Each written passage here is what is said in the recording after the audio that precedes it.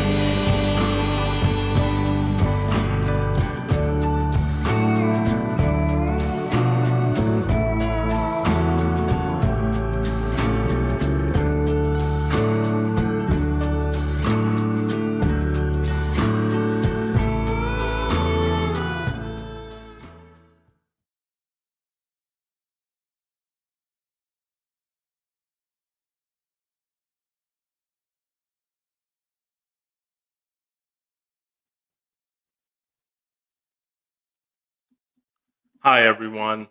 I'm Steve Hawkins, and as Nathaniel mentioned, I am Interim President and CEO of the U.S. Cannabis Council. The U.S. Cannabis Council is the broadest and most diverse group of businesses, organizations, and individuals to come together to seek to legalize cannabis in the United States. It is a great honor to be speaking today at the Lux Summit, and it is even a greater honor to be helping to celebrate Willie's birthday. Happy birthday, Willie. Now, Willie, you'll be pleased to know that country music is part of the reason why I'm standing here today. You see, my mom was a huge country music fan, and I listened to Johnny Cash and Tammy Wynette and Charlie Pride. Really, that was part of the songtrack of my childhood. And I recall vividly sitting on the couch and looking at the Folsom Prison Blues album, the San Quentin album, and playing those again and again. And what instilled in me at that time was the belief that everyone should be treated equally, that there was human dignity for all, and that we should value and appreciate the worth in everyone. And I have really spent my life working on civil and human rights and criminal justice reform.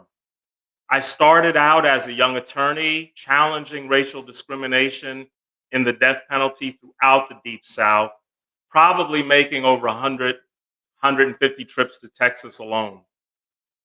And in my senior leadership role at the National NAACP, I worked with civil rights icons like Julian Bond during the first years of the Obama administration.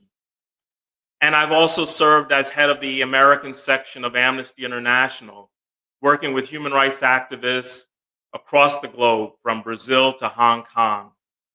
So you may ask yourself, with all those experiences as a civil rights litigator, executive at the NAACP, head of Amnesty International USA, why would I be working on cannabis legalization?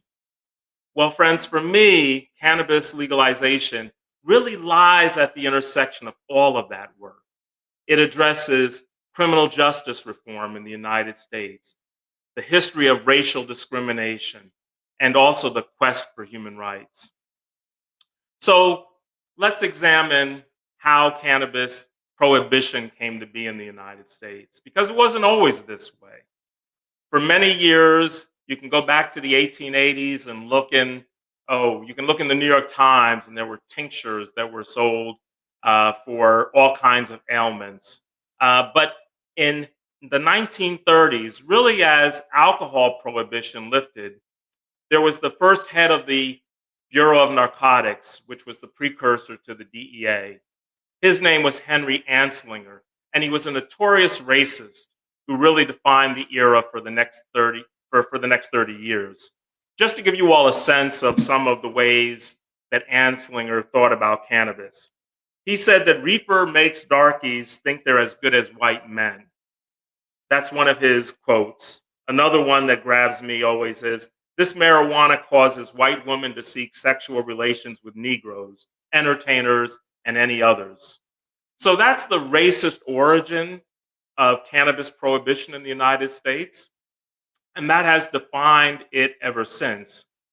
In the 1970s, in 70 and then in 71, Nixon weaponized cannabis by placing it on the Controlled Substance Act and listed it as a Schedule 1 narcotic.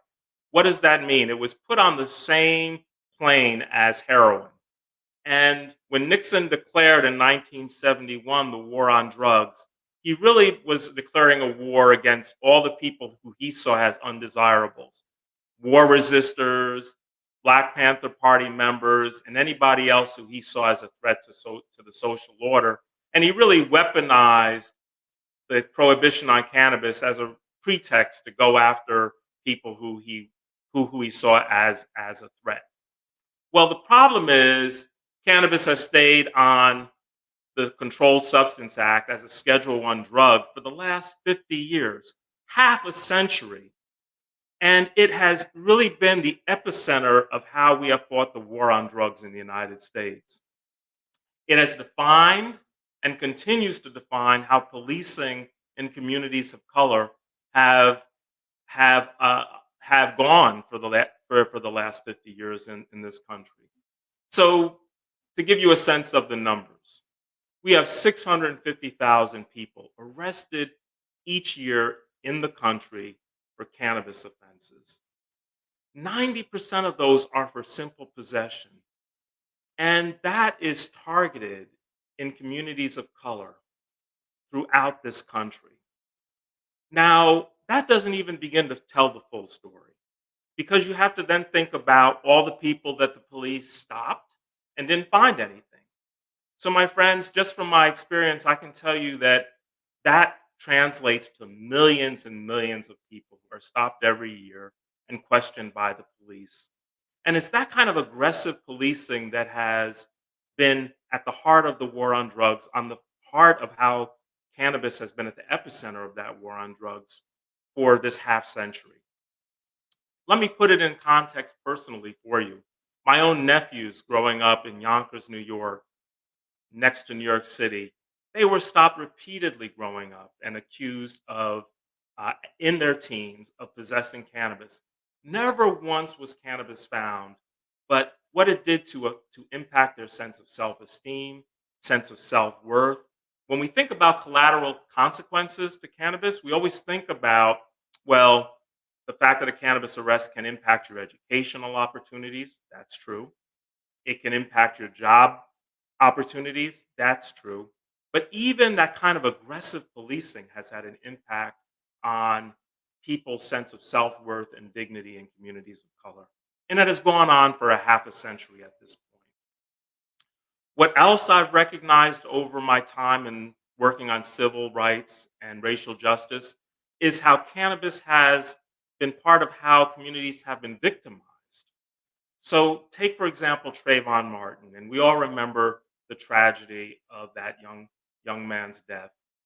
Trayvon was 16 years old, 17, and at his trial, George Zimmerman was allowed to argue that Trayvon was under the influence of cannabis as part of his defense for killing this unarmed black youth.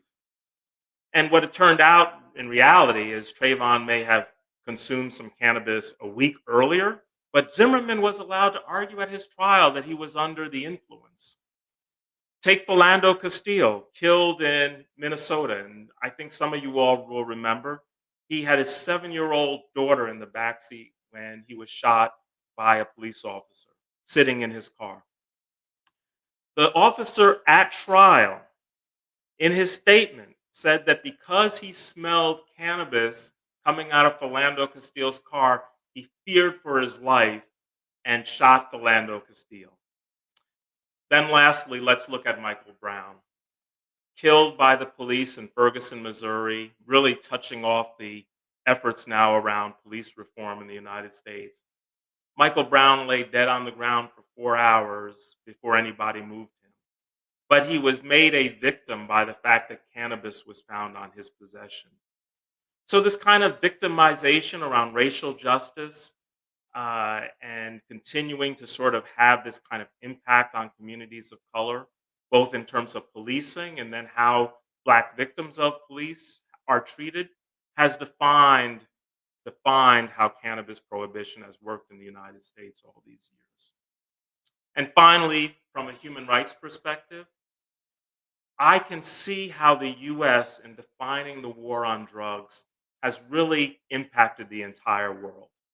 Because instead of seeing and thinking about harm reduction, we have gone after it from the standpoint of good guys and bad guys, drug interdiction.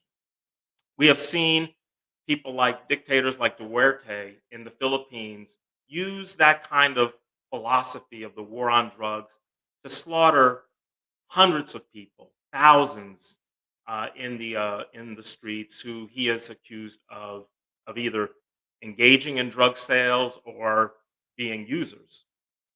And then we've seen, and I, in my own experience with Amnesty, the federales down in Mexico, the police that are given wide discretion to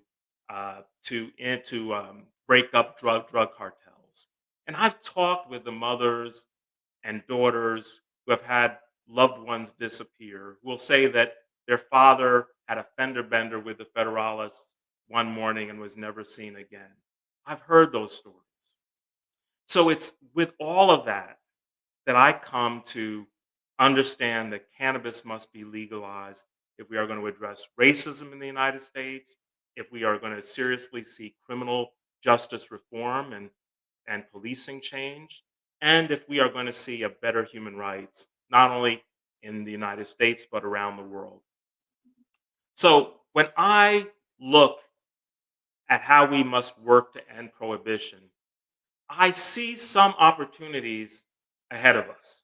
There is real change underway. There is a light at the end of this tunnel. We have seen public opinion change incredibly over these last 20, 25 years, where back in 95, only 25% of the American public supported legalization. And now that number is at 69%. Such a dramatic shift. And we know that that change in public attitude, it carries over into every age demographic, every geographic region of the country. And it's translating, and we've seen it translate into ballot victories and legalization efforts gaining steam at the state level. My friends, right now, we're at the point where 18 states have legalized cannabis. And then also the District of Columbia and the territory of Guam. We have seen 7 states in the last 5 months move to legalize cannabis. That has been record shattering. When I look at election day last year, we had 4 states legalize cannabis at the ballot box then. And those states weren't all blue states. They were as deep red as South Dakota and Montana and Mississippi with medical cannabis. And it's showing that support for cannabis legalization is broad and wide and it crosses all political divisions. But now our challenge, the challenge before us now is to win over Congress. We have seen tremendous change in how Congress has been viewing cannabis. We saw last year, the last session of Congress, the House of Representatives vote to deschedule cannabis, to take it off of that Controlled Substance Act. And I'm hopeful this year we will see that kind of energy again, with the House of Representatives having already voted once to legalize cannabis, with the leader of the Senate, Chuck Schumer, announcing that he will be soon bringing forward a bill along with Senator Booker and Wyden that would not only deschedule cannabis but also create the the runway for it to be regulated by the federal government.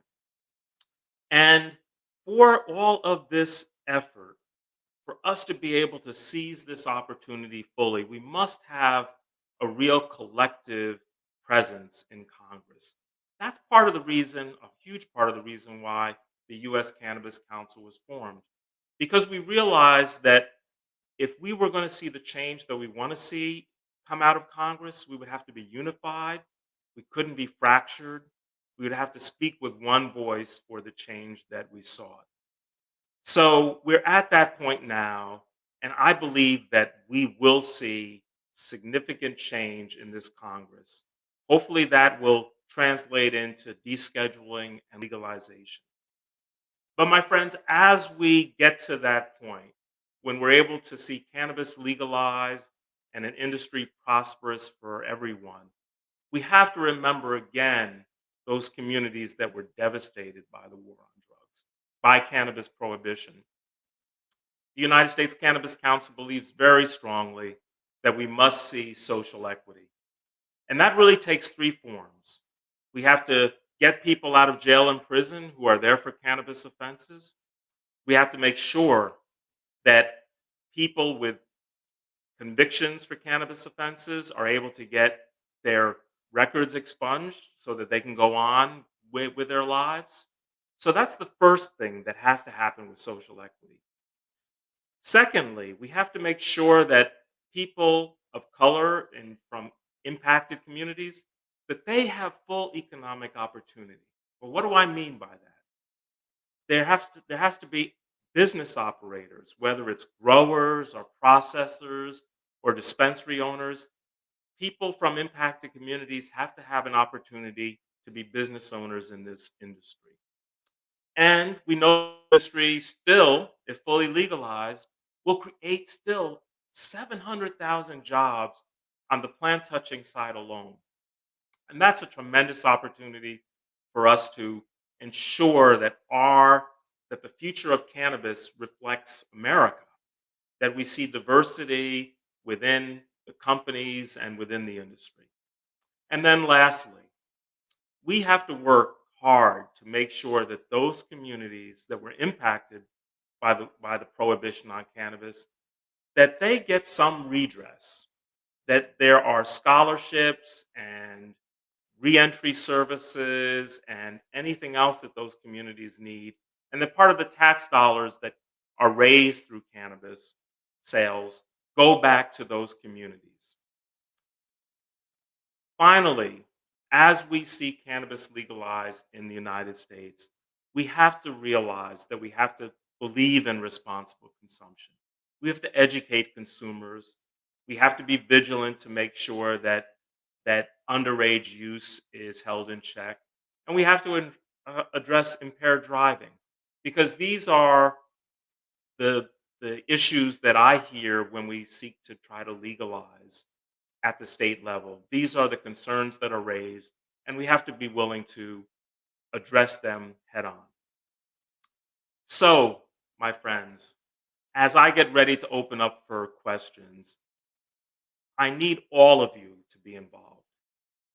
This cannot be a spectator sport. If we want to see cannabis legalized in the United States from coast to coast in all 50 states, if we want to see Congress end the federal prohibition to make cannabis legal at the federal level, it will require all of us. I ask two things of you today. One, to look at joining the US Cannabis Council, join through organizations like the Marijuana Policy Project or the Cannabis Voter Project, or if you're a business owner, join as a company.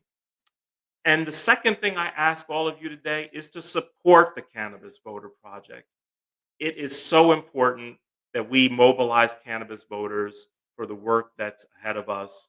And I salute the work of the Cannabis Voter Project and ask all of you to consider supporting them. Cannabis Voters Project is part of the U.S. Cannabis Council, and we work in partnership to make change happen. I'm going to stop there and see what kind of questions we have.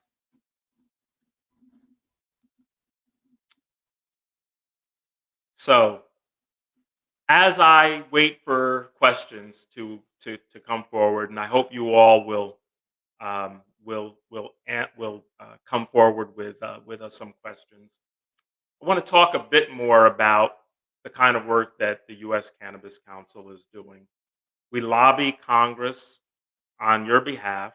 We've had over 100 meetings with members of Congress.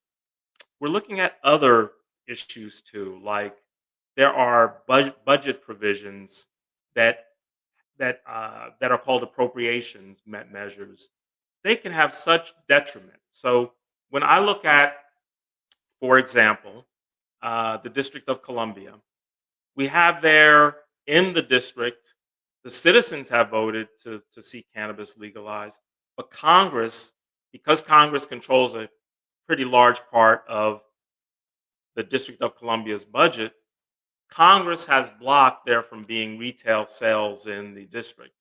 So you can give a gift of cannabis, but you cannot sell it. So for some of you who have been to the district, you might have bought a $30 T-shirt and gotten a gift of cannabis, but that's no way to operate. And so, how we will push to hopefully lift that rider uh, provision, which is blocking sales in the district, that's part of the work that we'll be doing. We're meeting with federal agencies to talk about the future. Um, Agencies far and wide that will have a role in jurisdiction. Um, and we're thinking about how we can continue to push forward at the state level change.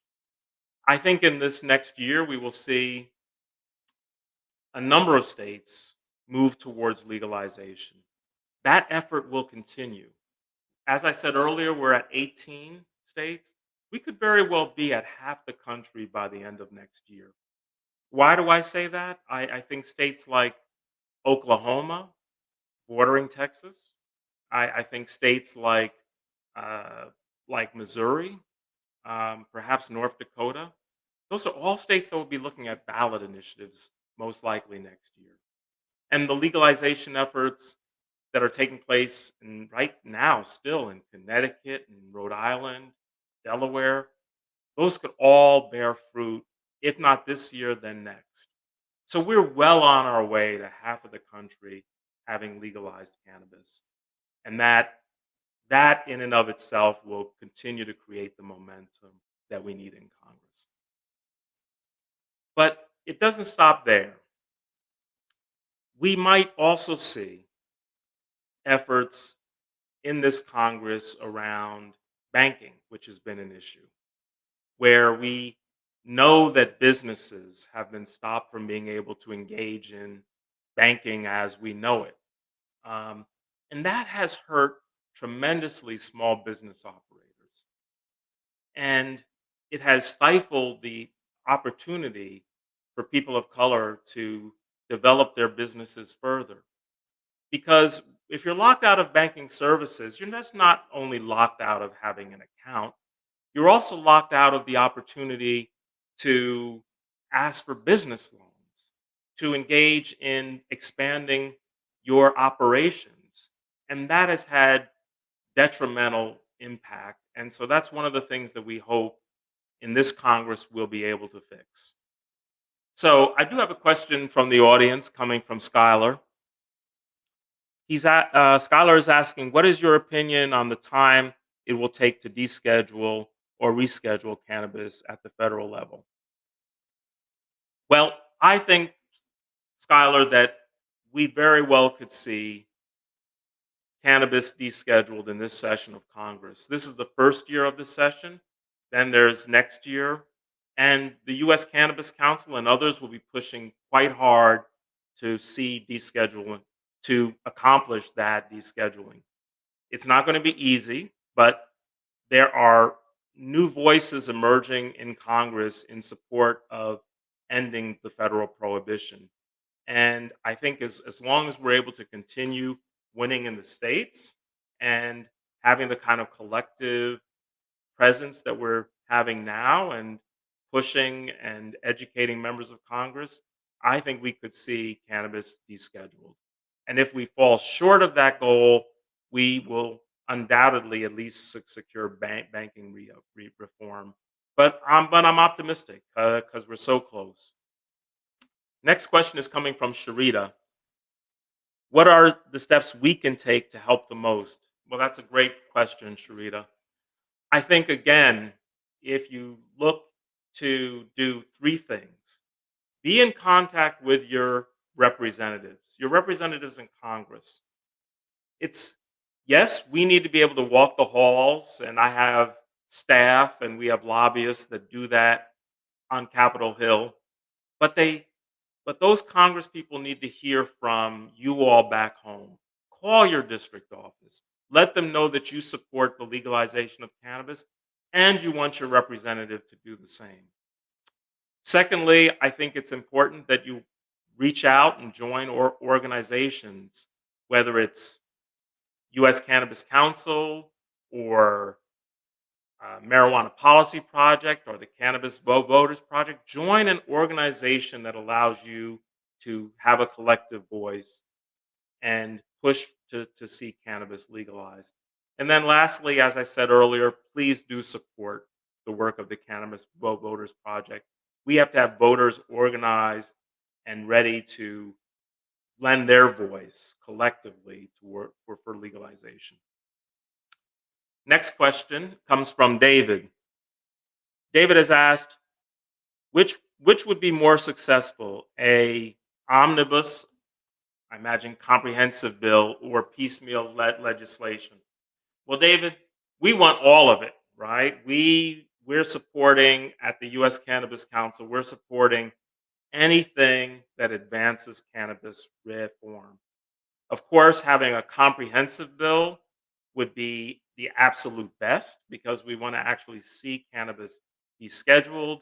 We want to see the federal government create whatever regulatory mechanism it's going to have in place. But then, really, the rest goes back to the states.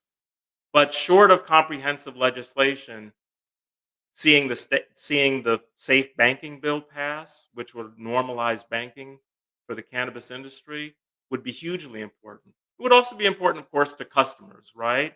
But we're going in to dispensaries having to either get cash ahead of time or to use an ATM machine inside and paying the fees associated with that. Cannabis consumers should not have to suffer that indignity and should be able to use their debit card like they would in any other business establishment. So I think now we have maybe time for one other question. And that's in terms of equity. This is coming from Julie. What are some of the key ways we can hold our officials accountable? That's a great question, Julie. Well, cannabis is going to generate and has been generating substantial revenue. So New York State, they're expecting $500 million a year in tax revenue. My experience from having done criminal justice reform, whenever politicians are able to make money, they want to put it back in the general pot.